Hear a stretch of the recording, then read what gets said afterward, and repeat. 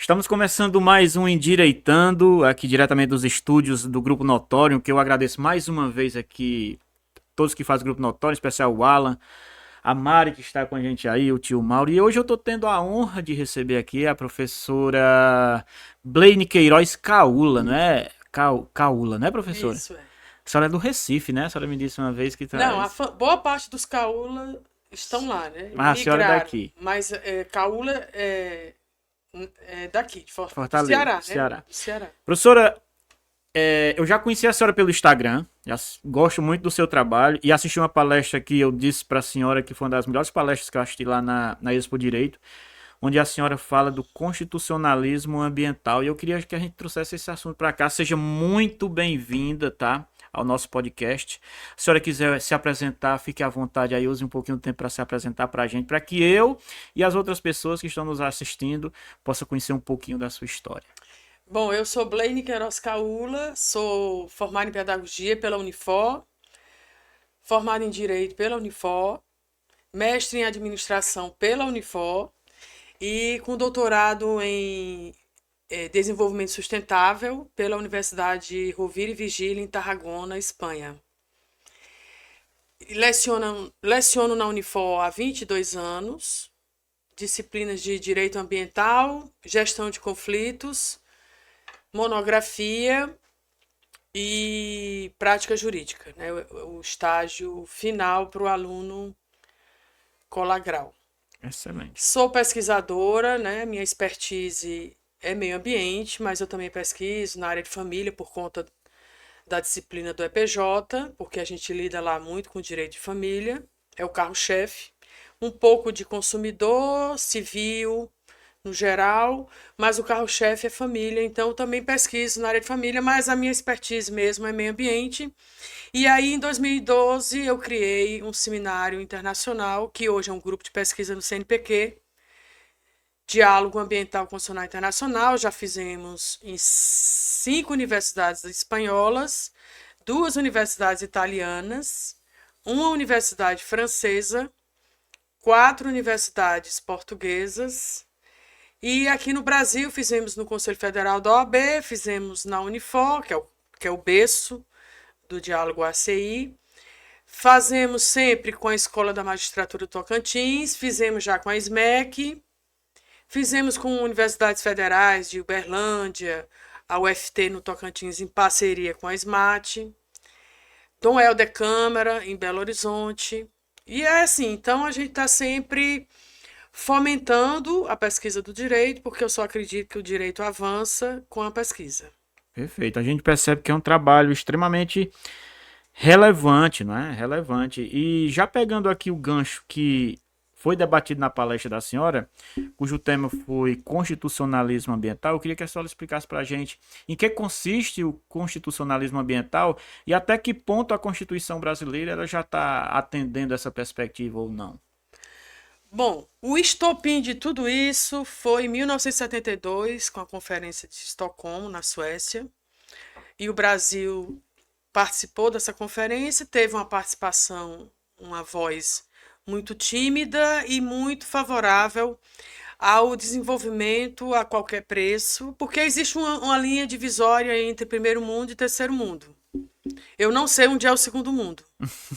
Em geografia isso não foi ensinado.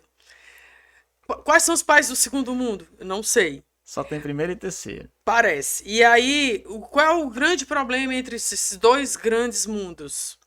É que o terceiro mundo, ele argumenta que o primeiro mundo só é o que é porque degradou, destruiu, derrubou árvores, poluiu para chegar onde chegaram. E aí o terceiro mundo diz que agora é a vez deles. Dos países do terceiro mundo. Não, agora é a nossa vez. A gente precisa ficar pelo menos parecido com vocês. E aí esse grande embate é por isso que o protocolo de Kyoto assinado numa das conferências das partes, que vai acontecer agora a COP30 em Belém, ou seja, é um evento ininterrupto durante 29 anos e completa agora 30 anos de realização para discutir sempre as mesmas coisas: poluição, desmatamento, pobreza, Agora que eu digo já há uns 20 anos, eu chamo de instabilidade climática, eu não chamo de mudança climática. Mudança dá uma conotação de uma coisa boa, que Perfeito. alguém vai mudar para melhor. E instabilidade já é uma palavra negativa, né? Você nunca vai dizer que algo instável é bom. Então, eu, particularmente, como pesquisadora e doutora em desenvolvimento sustentável, eu chamo de instabilidade climática, inclusive isso em sala de aula, para os meus alunos de direito ambiental. Então, de 72 para cá, e aí eles gostam muito de se reunir a cada 20 anos. Então, depois de 20 anos, se encontraram no Rio de Janeiro, aquela cidade linda, maravilhosa, que já foi nossa capital e graças a Juscelino Kubitschek deixou de ser, com todos os méritos da construção de Brasília, se reuniram 20 anos depois para dizer, e aí, o que nós discutimos em 72 na Suécia? Você, Japão, fez o quê? França, Alemanha, Suécia, Dinamarca, Noruega, os países nórdicos, inclusive eu tive a oportunidade de conhecê-los para poder ver a questão ambiental em loco. Eu queria acreditar no que os livros dizem.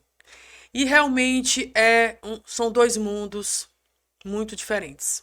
Apesar de que a gente sabe que no direito, né, ocorre a questão do transplante do constitucionalismo, esse tema foi inclusive uma palestra que eu trouxe para o professor Jorge Miranda para a Unifor, e o título da palestra foi Transplante Constitucional. É muito bom copiar, mas quando você tem logística para copiar. Perfeito.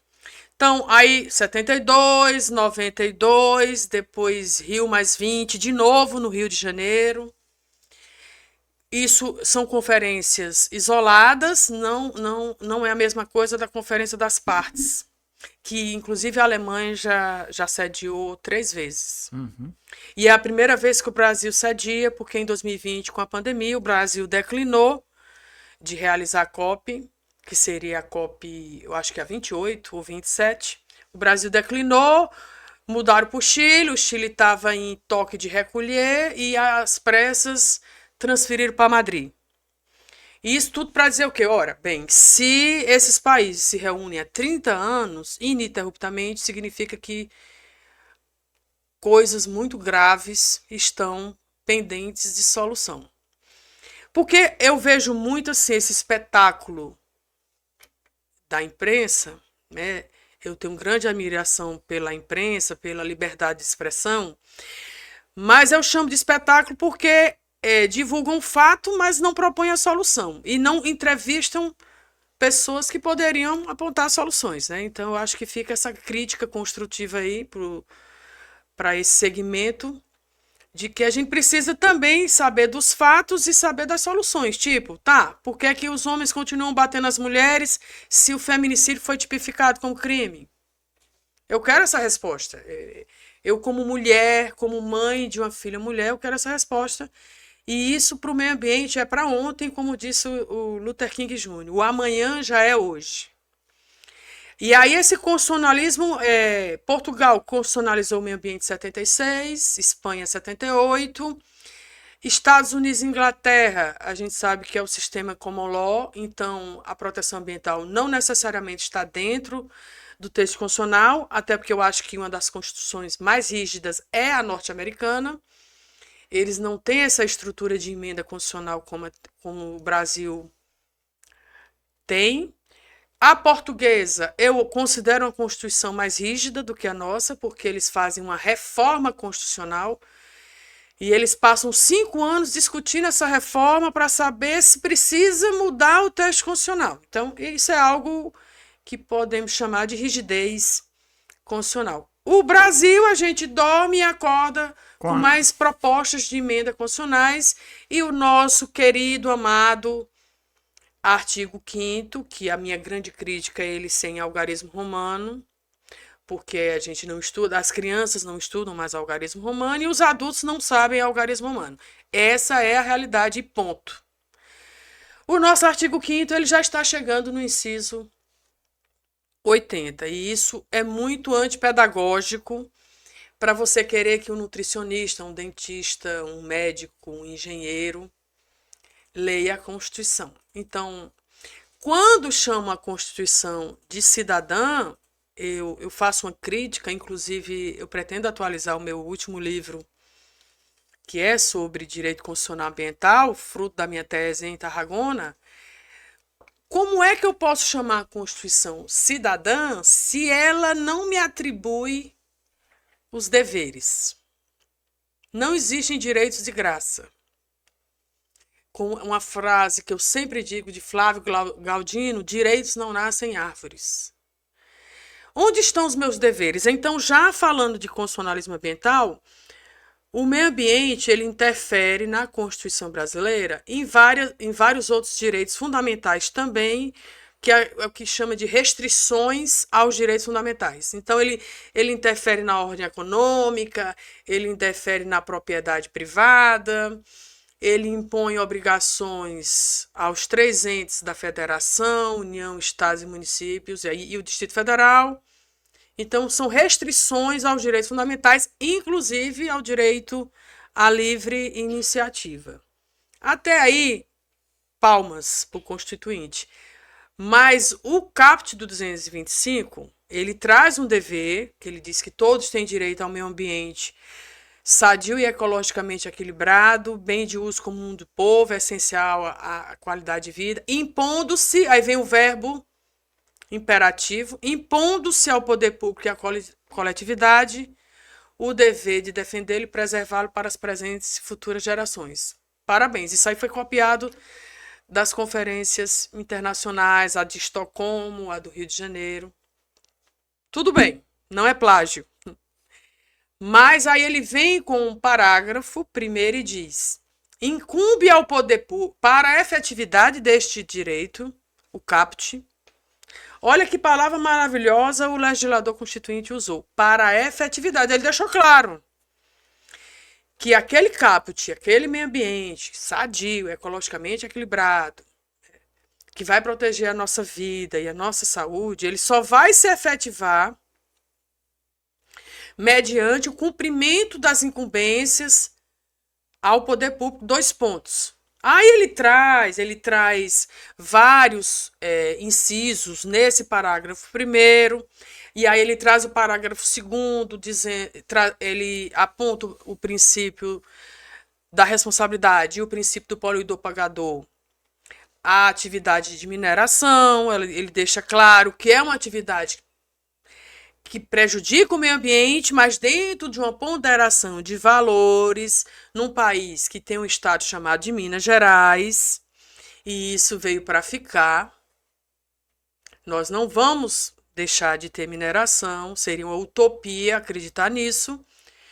Então, o legislador disse que a essa atividade impõe-se 2 princípios: responsabilidade e poluidor pagador. E, de alguma maneira, a prevenção. Ele já deixa claro que quem exercer atividade mineral deverá reparar o dano causado. Palmas também. Parágrafo 3º, 4º, 5º. E aí ele não trouxe as incumbências da coletividade. Quais são as nossas incumbências? Então, como é que essa Constituição é cidadã se ela faz a entrega, mas ela não impõe o dever? Não cobra, né? Não, tem que dizer o que é que qual é o papel da sociedade. Eu tenho uma obrigação de ser uma consumidora sustentável? Eu tenho uma obrigação definitivamente, nós vamos fazer a gestão dos resíduos sólidos? Não existe consumidor que não gere resíduos sólidos. Até o bebê ele é consumidor. Só que não é ele que vai fazer a compra do produto. Mas ele é um consumidor, ele consome fralda, ele consome leite, ele precisa de uma mamadeira que é feita de material plástico. Então, essas incumbências não foram colocadas no texto constitucional. Professor, e será que deveria? Eu penso que sim. Eu penso que sim, porque a Constituição ela não pode e ela não é uma promessa de direitos. Na hora que ele determinou que para a efetividade do caput do 225, que eu chamo de artigo mãe do meio ambiente, determinou as incumbências do poder público, teria que ter determinado no outro parágrafo as incumbências da coletividade. E aí, como aquele livro que eu lhe presenteei, que é o volume 23 do Diálogo ACI, a gente estudou a possibilidade, eu, o professor Francisco Lisboa e a professora Júlia Menezes, nós estudamos a possibilidade de o meio ambiente ser classificado como um elemento constitutivo do Estado. Porque na hora que eu coloco o território, onde é que o território pode se sobrepor à questão ambiental? Na verdade, ele depende da questão ambiental. É só a gente ver qual é a situação hoje de Israel, Ucrânia, os países que estão em guerra, Irã. Então, esse direito de guerra que existe na Constituição, a guerra está lá, ela consta na Constituição, ela como um direito que o Estado soberano tem de se defender, mas aí tem que se discutir, ele está se defendendo ou ele está atacando? Bom, se defendendo ou atacando, vai ter um preço. Não serão só vidas. Que isso daí já seria o suficiente para não haver guerra, né? Óbvio. Mas aquele meio ambiente vai ficar totalmente comprometido, né? Então, quando a gente tem um acidente nuclear, como tivemos em Chernobyl, inclusive é uma área que está sob o domínio da Rússia, a gente sabe que aquele meio ambiente está totalmente comprometido e inapropriado A vida, a né? qualquer ser vivo, né? Então, esse constitucionalismo ambiental, ele foi muito importante, absolutamente necessário, mas falta muito para que ocorra a efetividade de tudo que está posto no texto constitucional.